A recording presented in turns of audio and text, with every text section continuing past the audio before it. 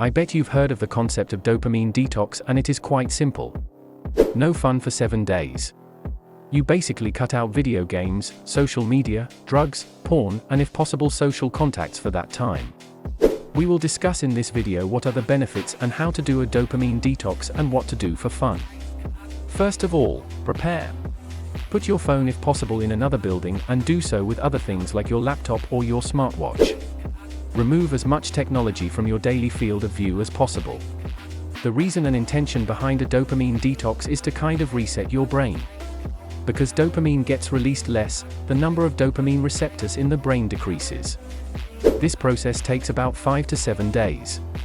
When afterwards you do an activity that releases less dopamine, your brain kind of thinks it is more, and you get more pleasure from low dopamine releasing activities like reading and walking through nature. Okay, to implement a good routine for 7 days as a beginner, you should choose a simple and easy to execute one. For example, wake up, get a cup of coffee, drink a bottle of water and watch your calendar to know what is going on today. Then stretch for 5 minutes and meditate for 5 to 10 minutes.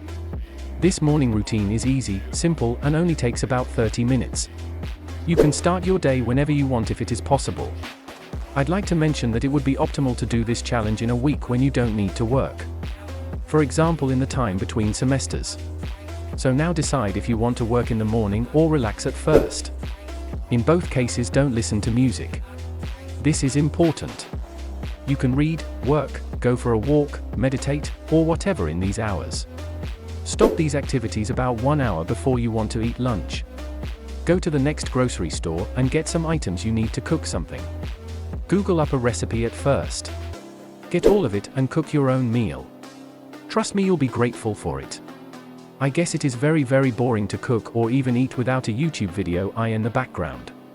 If possible, read while eating. Try to do some tasks afterwards. This is the point where most people normally lay down on the couch and relax while watching some series. Instead, get the trash out, go to the barber, or do whatever is still on your to-do list. Work for the rest of the day. Or relax like walking and what you've already done before dinner. Most people try to learn a new skill on a dopamine detox or a new language like Russian or Italian. Listen up, it doesn't matter what you do on a dopamine detox at first. Most importantly, either you don't do high dopamine activities like video games, social media, etc. That should be your highest goal in these 7 days. At about 5 to 6 p.m. go to the gym or do any kind of exercise. Again, without music. You can also go for a run or do whatever sport you want to. Afterwards, again, eat some healthy food. That's also a very important point. Healthy food. No McDonald's, no KFC. Don't come up with excuses like, I don't know what is healthy. Bro, stop lying. You know it. By looking at it for 1 second. KFC unhealthy. Vegetables healthy. Burger from Burger King unhealthy. Self-cooked steak is healthy. Tis easy, so don't come up with excuses. After dinner, read. Just read for 1 to 2 hours until you fall asleep. This is the best possible way to fall asleep, by the way. I guess when you watch this message, you might say that the day seems too hard for you. But remember, since your focus is not shifted away by things like TikTok or hyper-stimulating porn, your brain searches for the next pleasurable dopamine source, which is reading or other above-mentioned things. It is way easier to do these things when your dopamine baseline is low. And never forget one thing. The real challenge is to get over the first day. Afterwards, it becomes very easy to keep going. Now, here are some tips in general. When you get the urge to do bad things, get up and think about other things. What can I do instead? In the beginning, it is very helpful to meditate multiple times a day. About 5 to 6 times, so your mind keeps clear.